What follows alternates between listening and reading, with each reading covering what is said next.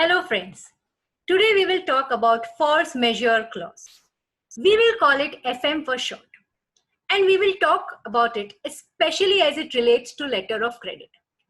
Now, as you know, because of COVID-19, there has been a lot of disruption in economic activity and many parties are exploring legal options and reading the FM clauses in hopes of escaping from their contractual obligations.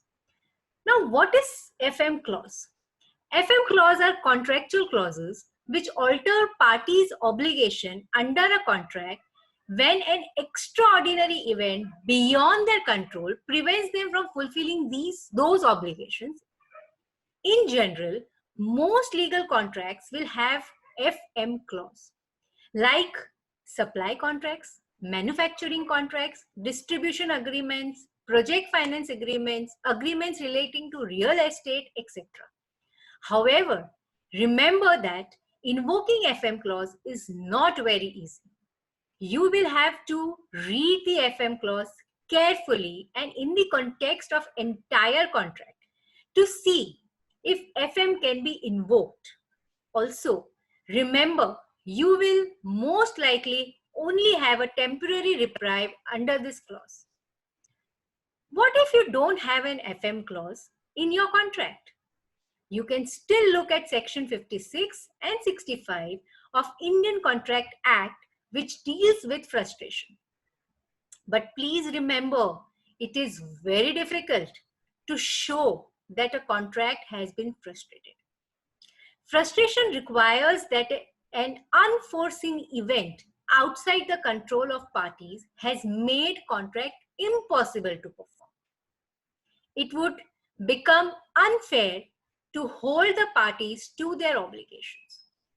Now, what could be the situation like this?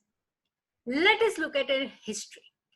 One extreme example is of war. A war had broken out and the government of the time had banned the works under wartime rules. Not only this, it had also seized and sold the equipment necessary to do the work.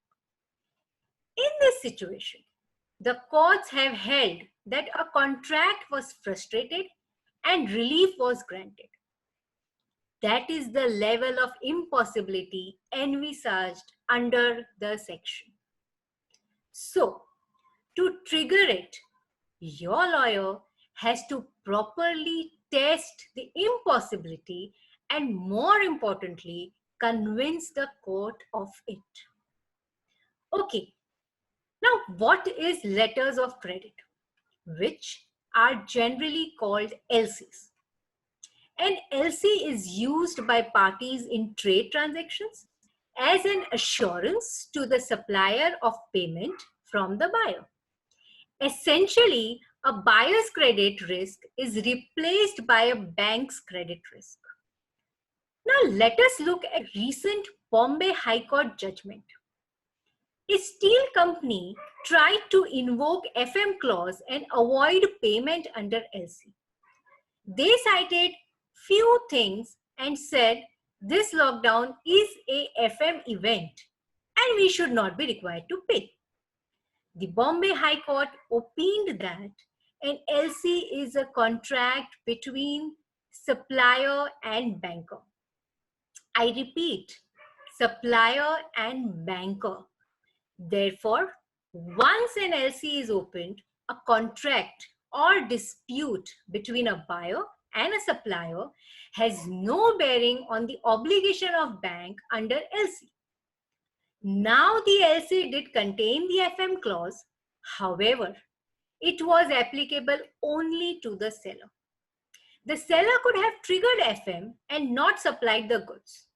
And in general, we have observed that LC will contain a FM clause in favor of the seller only.